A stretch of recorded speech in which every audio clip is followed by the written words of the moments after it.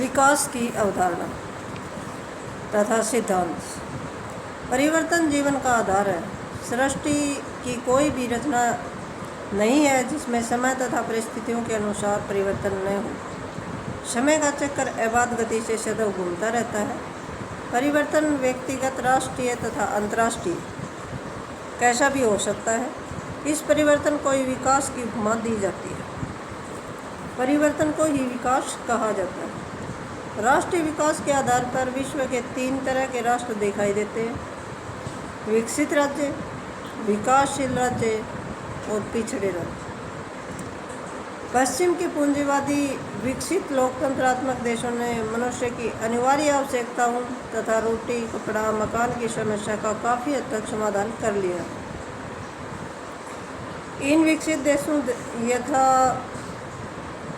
America, England, France, Canada, Australia आदि में अब संघर्ष जीवन स्तर को ऊंचा उठाने का तथा व्यक्ति को अधिक से अधिक सुख सुविधाएं प्रदान करने के लिए हो रहा है। दूसरे विश्व युद्ध के पश्चात एशिया, अफ्रीका तथा लैटिन अमेरिका के देश सदियों की गुलामी तथा साम्राज्यवाद से स्वतंत्र हुए हैं। वो पहले किसी के उपनिवेश थे और अब बाद में स्वतंत्र हुए।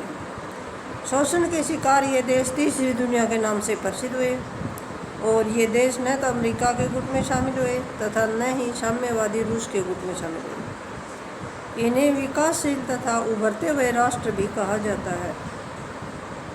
सोवियत संघ के विघटन के पश्चात अब तीसरी दुनिया जैसे शब्द की कोई प्रासंगिकता नहीं रही। विकास के आधार पर विश्व के राष्ट्रों को 3 श्रेणियों में विभक्त किया जाने लगा। नंबर 1 विकसित देश, नंबर 2 विकासशील देश और नंबर 3 अल्पविकसित या पिछड़े देश। विकास का अभिप्राय केवल भौतिक वस्तुओं की पूर्ति मात्र नहीं है, क्योंकि मनुष्य केवल भौतिक प्राणी ही नहीं है। रोटी, कपड़ा तथा मकान उसका अंतिम उद्देश्य अथवा लक्ष्य नहीं है। मनुष्य में मन, बुद्धि तथा आत्मा भी है। मनुष्य भौतिक लक्ष्यों से भी उच्चतर लक्ष्यों के लिए जीवित रहता है। वह भौतिक सुखों के साथ साथ आध्यात्मिक सुखों का विकास भी करना चाहता है। भौतिक सुखों का संबंध व्यक्ति के बाह्य शरीर से तथा आत्मिक सुखों का संबंध व्यक्ति के आंतरिक मन अर्थात आत्मा से है। व्यक्ति आंतरिक तथा बाह्य सुखों की प्राप्ति के लिए सदैव प्रयत्नशील रहता है। यूरोप के देशों में भौतिक सुखों के विकास पर बल दिया है। उनका सिद्धांत है कि खाओ, पियो और मौज करो। भारत जैसे देश में भौतिक सुखों की अपेक्षा आध्यात्मिक सुखों पर अधिक बल दिया है। आध्यात्मिकता को उच्च स्थान दिया गया है। विकास का अर्थ, विकास क्या है? विकास की अवधारणा का संबंध परिवर्तन से माना जाता है। वर्तमान युग भौतिकवाद का युग है। इस स्थिति में विकास का अर्थ साधारणतः आर्थिक विकास से लिया जाता है। पूंजीवाद को लेकर 2 विचारधाराएं प्रचलित है, उदारवाद और दूसरी है साम्यवाद। साम्यवादी विचारधारा का प्रभाव धीरे धीरे कम होते जा रहा है, या कहें कि इसका प्रभाव लगभग समाप्त हो रहा है। दूसरी ओर उदारवादी अथवा पूंजीवादी विचारधारा अपने ही बोझ में दबकर समाप्त होने की कगार पर खड़ी है। परंतु जैसा कि हम पहले कह चुके हैं कि मनुष्य का उद्देश्य पेट भरने से भी अधिक आध्यात्मिक लक्ष्य को प्राप्त करना है। भौतिक सुखों के प्रति तृप्ति नहीं होती है। जितनी भौतिक सुखों की प्राप्ति होती है उससे अधिक प्राप्त करने की लालसा बढ़ती रहती है। भौतिक सुख की तुलना आध्यात्मिक सुख से नहीं की जा सकती है। भौतिक सुखों से नहीं वरन आध्यात्मिक सुखों से महान आनंद की प्राप्ति होती है। यही विकास की भारतीय अवधारणा है। विकास के इसी रूप को विकास का आदर्श माना गया है। विदेशी आक्रमणों तथा उसके शासन के कारण भारतीय अपनी हजारों वर्षों की विचारधारा भूल गए हैं। वे भौतिक सुखों तथा भौतिक विकास की ओर अग्रसर हो रहे हैं। वर्तमान में भी विकास का अर्थ भौतिक सुख है। भारत में वर्तमान में भी वही विकास का अर्थ भौतिक सुख माना जा रहा है, परंतु फिर भी जब हम भारतीय परिप्रेक्ष्य में विकास की अवधारणा का अध्ययन करते हैं तो हम भौतिक विकास के साथ साथ आध्यात्मिक विकास की भी बातें करते हैं। विकास की परिभाषाएं। विकास को परिभाषित करना अथवा इसकी सीमा निर्धारित करना इतना सरल कार्य नहीं है। विकास एक पक्षीय नहीं होता है, वरन विकास के अनेक पक्ष होते हैं। आर्थिक, धार्मिक, सामाजिक, राजनीतिक तथा आध्यात्मिक आदि अनेक पक्ष होते हैं। विद्वानों तथा चिंतकों ने अपने अपने दृष्टिकोण से अथवा विकास के पक्ष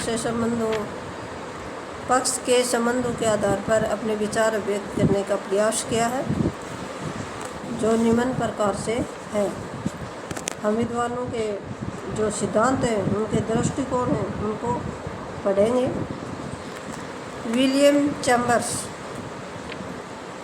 के शब्दों में विकास को एक ऐसी आर्थिक व राजनीतिक व्यवस्था की ओर अग्रसर समझा जा सकता है जिसमें उन समस्याओं का समाधान ढूंढने की क्षमता हो जिसका उसे सामना करना है।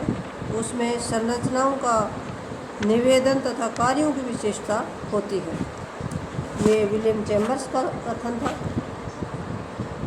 आगे आता है मैकंजी के अनुसार राजनीति विकास एक उच्चतर स्तर की अनुकूलनशीलता को अंगीकार करने की क्षमता है। फिर आता है डोर्सी। राजनीति विकास शक्ति संरचनाओं तथा प्रक्रियाओं में परिवर्तन का सूचक है, जो सामाजिक व्यवस्था के शक्ति परिवर्तन या परिवर्तित स्तरों में परिवर्तन के साथ साथ होता है, चाहे ये परिवर्तन स्तर प्रधानतः अपने राजनीतिक हो, सामाजिक हो अथवा आर्थिक स्तर का हो, या फिर तीनों तरह का भी मिश्रित समुच्चय हो सकता है। ये था डोर्सी का कथन। अब आता है अल्फ्रेड डायमंड। अल्फ्रेड डायमंड कहता है कि विकास एक ऐसी प्रक्रिया नहीं है जिसका उद्देश्य विशेष स्थिति का निर्माण करना हो, वरन एक ऐसी प्रक्रिया है जो सदैव उठने वाली सामाजिक समस्याओं की श्रृंखला को सुलझाने के लिए संस्थागत संरचना का निर्माण करती है। और अगला आता है एस.एन. अर्जन। विकास की अवधारणा के अंतर्गत राजनीतिक मांगों तथा संगठनों के विभिन्न तथा परिवर्तनशील प्रकारों को समाप्ति करने की राजनीतिक व्यवस्था को ही योग्य माना गया है। इसमें व्यवस्था द्वारा उत्पन्न नई तथा परिवर्तनशील समस्याओं के विभिन्न प्रकार को अपने बाहरी स्रोतों द्वारा हल करने की योग्यता भी शामिल है। ये अलग अलग विचारकों की जो थी वो परिभाषाएं थी, और इसके अध्ययन के बाद विकास की जो प्रक्रिया है एक ऐसी प्रक्रिया है जिसके अंतर्गत व्यवस्था अपने अंदर ऐसी क्षमता तथा योग्यता का विकास करती है जिसके द्वारा व्यवस्था के अंदर परिवर्तनों के परिणाम स्वरूप उत्पन्न होने वाली समस्याओं का वह सामना कर सके। राजनीति तथा अन्य विषयों की प्रकृति गतिशील होती है। इस गतिशीलता के कारण समाज के प्रत्येक क्षेत्र में परिवर्तन होते रहते हैं, और इन परिवर्तनों के परिणाम स्वरूप परंपरागत तथा आधुनिक संरचनाओं के मध्य अनेक समस्याएं उत्पन्न होती हैं। विकास अवस्था में ऐसी क्षमता उत्पन्न करता है जिससे कि वह व्यवस्था इन समस्याओं का समाधान कर सके तथा होने वाले परिवर्तनों को स्वीकार कर सके। इस प्रकार विकास की प्रक्रिया एक व्यापक प्रक्रिया है जो समाज के प्रत्येक पक्ष अथवा सामाजिक, आर्थिक, आध्यात्मिक, मनोवैज्ञानिक तथा राजनीतिक आदि अनेक पक्षों से संबंधित है। विकास की अवस्था। अब अगला आता है स्टेज ऑफ डेवलपमेंट। यूनान के एक महान दार्शनिक तथा राजनीतिक शास्त्र के जन्मदाता अरस्तु का कहना है कि लोगों की आवश्यकताओं की पूर्ति के लिए राज्य अस्तित्व में आए तथा अच्छे जीवन के लिए राज्य आज भी अस्तित्व में है। व्यक्ति का जीवन और भी अच्छा हो, इसके लिए राज्य का अस्तित्व भी बना ही रहेगा। व्यक्ति के अच्छे जीवन का अर्थ है व्यक्ति के जीवन से संबंधित सभी क्षेत्रों का विकास। प्रत्येक व्यक्ति अपने जीवन का विकास करना चाहता है। विकास का अर्थ है अच्छा जीवन तथा अच्छे जीवन का अर्थ है विकास। विकास के दो प्रकार हैं, दो स्तर हैं। नंबर एक है पहले स्तर पर लोगों की मूलभूत आवश्यकताओं की पूर्ति, और नंबर दो पर है दूसरे स्तर पर साधनों की व्यवस्था। विकास के प्रथम चरण के अंतर्गत राज्य नागरिकों की मूलभूत आवश्यकताओं जैसे कि रोटी, कपड़ा, मकान की पूर्ति मानता है, और इन मूलभूत आवश्यकताओं की पूर्ति के पश्चात वह अन्य उद्देश्यों की पूर्ति की ओर सोचता है। विकास के लिए प्रयत्न दूसरा चरण है, जब वह उन्नत जीवन के लिए अन्य सुविधाएं प्राप्त करने का प्रयास करता है। राज्य ऐसा वातावरण तैयार करता है जिसमें सार्वजनिक शिक्षा, रोजगार के समुचित साधन, अधिकार, स्वतंत्रताएं, शासन में सहभागिता, विचारों की अभिव्यक्ति, धर्म की स्वतंत्रता आदि शामिल होते हैं। राज्य जितनी अधिक से अधिक सुविधाएं उपलब्ध कराएगा, व्यक्ति का उतना ही अधिक विकास होता जाएगा। राजनीतिक शास्त्र के विद्वान केनेथ आर्गेस्की के अनुसार विकास के निम्न अवस्थाएं हो सकती हैं। आर्गेस्की ने विकास की अवस्थाएं बताई हैं। तो उन्होंने बताया है पहला, राजनीतिक एकीकरण। जिस देश में राजनीतिक एकीकरण नहीं है, राज्य में शांति व्यवस्था नहीं है, जातीय आधार अथवा धर्म, संप्रदाय तथा अन्य आधारों पर लोगों में संघर्ष होता रहता है, तो ऐसी परिस्थितियों में विकास संभव नहीं है। सरकार लोगों पर नियंत्रण रखती है और राजनीतिक एकीकरण के अभाव में राज्य का आर्थिक विकास रुक जाता है। नंबर 2 है औद्योगिकरण। राज्य के विकास का निर्धारण राज्य में औद्योगिकरण से भी लिया जाता है। राज्य विकास के लिए निजी तथा सरकारी क्षेत्रों में बड़े बड़े उद्योग स्थापित करता है। बड़े बड़े उद्योगों के कारण लोगों को कार्य मिलता है और लोगों की आवश्यकताओं की पूर्ति होती है और जीवन का स्तर भी ऊंचा उठता है। इसलिए औद्योगिकरण को अति आवश्यक माना गया है। नंबर 3 है राष्ट्रीय लोक कल्याण।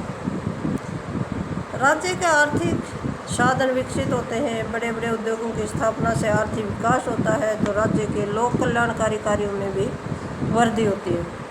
शिक्षा, मानव अधिकार, स्वास्थ्य, स्वतंत्रता, धर्मनिरपेक्षता तथा अन्य अनेक तरह के कार्य भी राज्य द्वारा संपन्न किए जाते हैं। और नंबर 4 पर आता है समृद्धि।